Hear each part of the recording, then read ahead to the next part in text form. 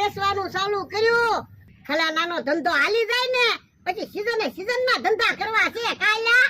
હા, દિવાળીમાં ફટાકડા વેચવાના, ખીહેરમાં પતંગો વેચવાની, ધૂળેટીમાં પિચકારી વેચવાની, અને વસ્તુ ન વેચાય તો પછી હું તો શું તે.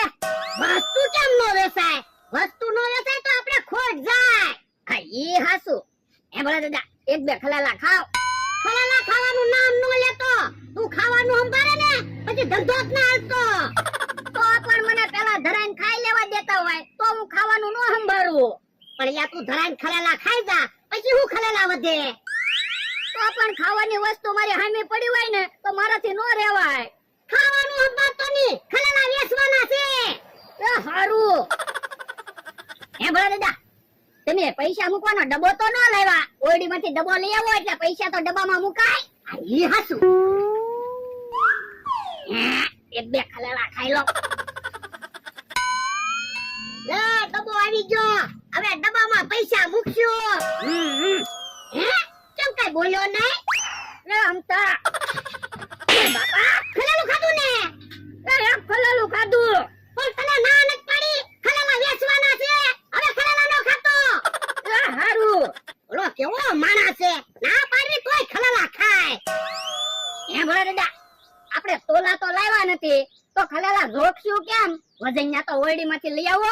ઈ હાસુ. આ સાહેબ બે ખલાલા ખાઈ લો. ઓય બાપા, ઓય બાપા. ખલાલા મૂકી દેતો. એ હારું.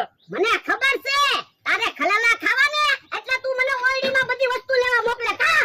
જા તું તોલા લઈ આય. એ હારું. એ મારો માણસ ઓરડીમાં ગયો ને તો હું ખલાલા ખાઈ લઉં. હે ભલા દાદા, 500 ગ્રામ નું એક તોલું છે તો કિલો ખલાલા માંગીએ તો આપણે કેમ જોખશું? હે ઉભા રહ્યો તો.